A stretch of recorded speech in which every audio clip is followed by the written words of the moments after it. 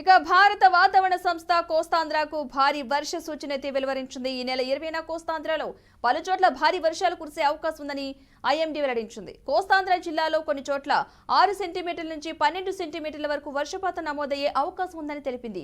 జార్ఖండ్ నుంచి ఒడిశా మీదుగా ఉత్తర కోస్తాంధ్ర వరకు ద్రోణి విస్తరించి ఉందని ఐఎండీ పేర్కొంది. ద్రోణి ప్రభావంతో వర్షాలు కురుస్తాయని వెల్లడించింది.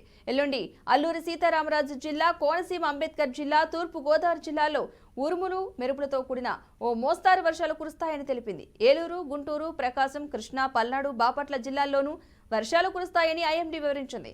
ఇక అదే సమయంలో ఉత్తరాంధ్ర జిల్లాలో తేలికపాటి నుంచి మోస్తారు వర్షాలు కురుస్తాయని పేర్కొంది. ప్రజలు అప్రమత్తంగా ఉండాలని వాతావరణ శాఖ హెచ్చరించింది.